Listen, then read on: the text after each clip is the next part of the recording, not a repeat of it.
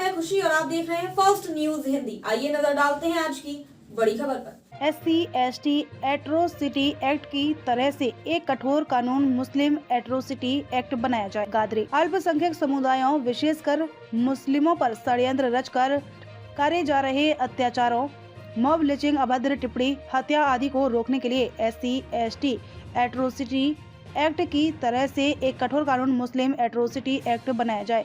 बहुजन मुक्ति पार्टी के कार्यकर्ताओं ने एक ज्ञापन महामहिम राष्ट्रपति के नाम जिलाधिकारी मेरठ को ज्ञापन सौंपा, जिसमें राजुद्दीन गादरे प्रदेश उपाध्यक्ष ने कहा कि आज कुछ देशद्रोहियों द्वारा षड्यंत्र रचे जा रहे हैं। हिंदू राष्ट्र के नाम पर भारत की अखंडता और गरिमा के लिए खतरा बने कट्टरपंथियों पर देशद्रोह का मुकदमा दायर किया जाए। जिलाधिकारी मेरठ के माध्यम से महामहिम राष्ट्रपति महोदया भारत सरकार भारत से देश हित में निम्न मांग की। नंबर 1, कथित गौ रक्षा के नाम पर नासिर एवं जुनैद की हत्या करने वाले हत्यारों को फास्ट ट्रैक न्यायालय के माध्यम से कठोर दंड, फांसी की सजा के लिए एवं पीड़ित परिजनों को 5-5 करोड़ रुपए की क्षतिपूरक आर्थिक मदद के साथ पीड़ित परिवार के एक सदस्य को सरकारी नौकरी के साथ साथ सुरक्षा मुहैया कराए जाने हेतु। नंबर 2, अल्पसंख्यक समुदायों विशेषकर मुस्लिमों पर षड्यंत्र कर किए जा रहे अत्याचारों, हत्या आदि को रोकने के लिए SC/ST एट्रोसिटी एक्ट की तरह से एक कठोर कानून मुस्लिम एट्रोसिटी एक्ट बनाया जाने हेतु। नंबर 3, हिंदू राष्ट्र के नाम पर भारत की अखंडता और गरिमा के लिए खतरा बने कट्टरपंथियों पर देशद्रोह का मुकदमा दायर करने हेतु। नंबर 4, संविधान के विरोध में हिंदू राष्ट्र की मांग करने वाले RSS, बजरंग दल आदि संगठनों को तुरंत बैन करने हेतु।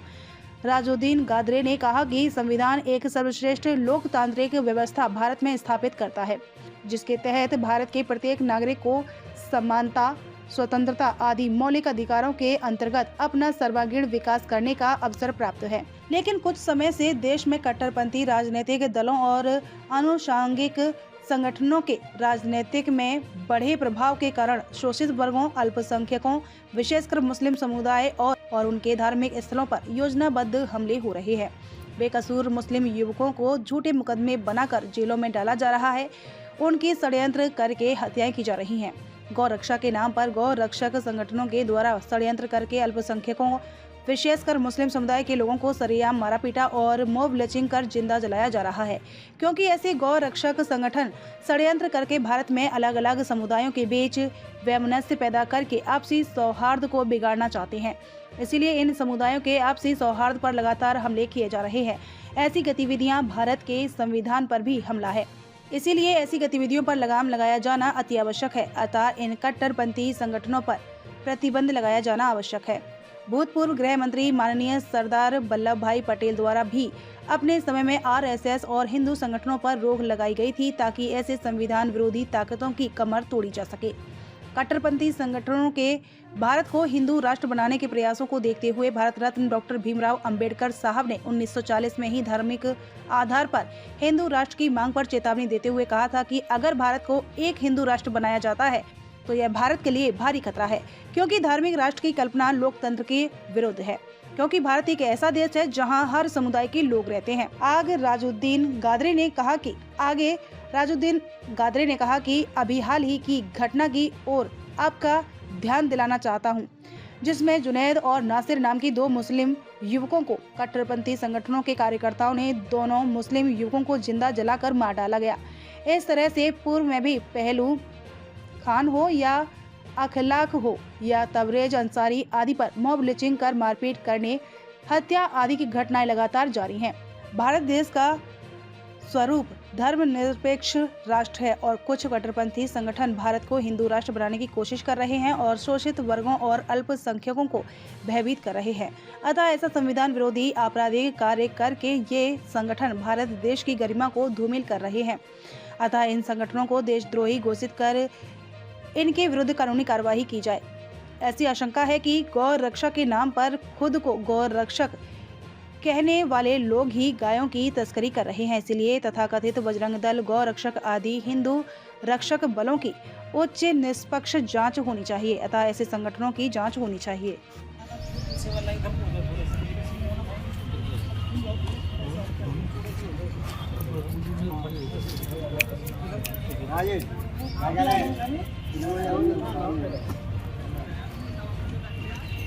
आज पूरे देश में हिंदू मुस्लिम की राड़ करके कुछ षड्यंत्रकारियों ने देश को बर्बाद करने का मानो ठेका ले लिया है और जो वर्तमान में जो सरकार चल रही है मानो कि वो उनकी हिमायती बन गई है।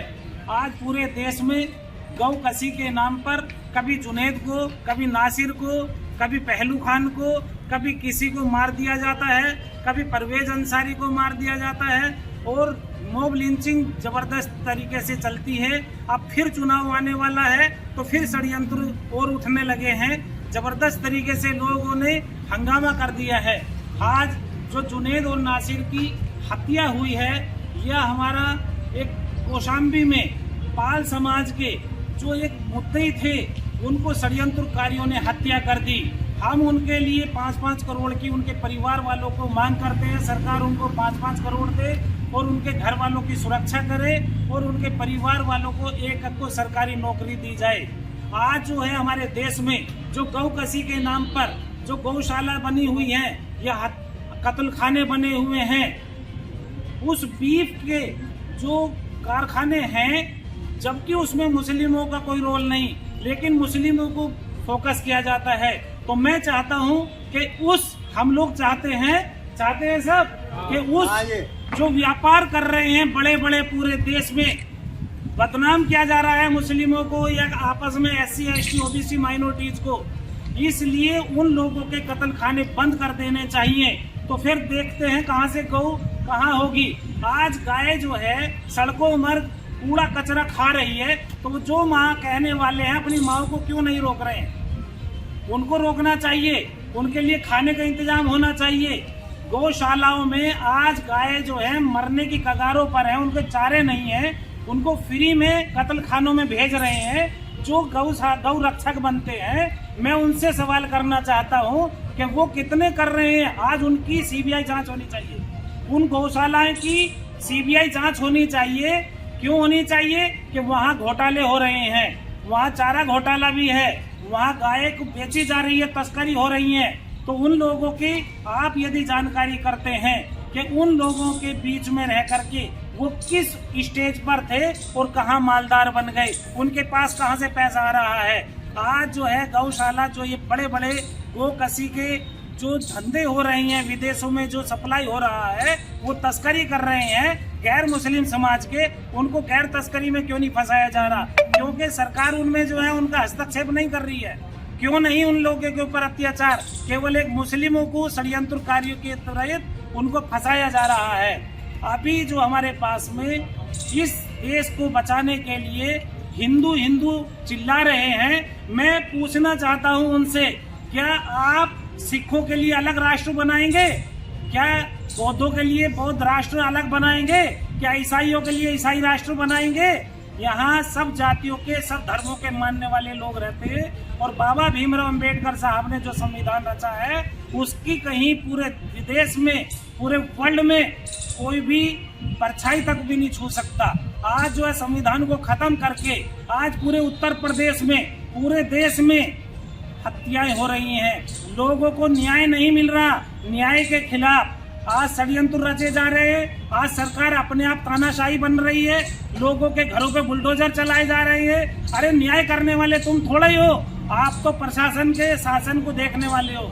न्याय करने वाला न्यायाधीश होते हैं, आप कहाँ से न्याय करोगे? न्याय नहीं मिल रहा लोगों को। आज जो है लोगों में डर व्यापक है, डर की पूरे देश में, पूरे उत्तर प्रदेश में डर की एक हुई ऐसी है कि मानो हम लोग कैसे जिएंगे, कैसे रहेंगे। आज जो सुरक्षा कर्मी है हमारे पुलिस विभाग के, आज वो सुरक्षित नहीं है। कितनी आज कांड हो रहे हैं, उनके ऊपर कोई भी एक्शन नहीं हो रहा है। क्यों नहीं हो रहा है? अभी पाल समाज के एक जो उनके सुरक्षा कर्मी थे उनको भी बम से उड़ा दिया गया। तो कहाँ है योगी सरकार, कहाँ है मोदी सरकार, कहाँ है केंद्र सरकार जो जाग नहीं रही है?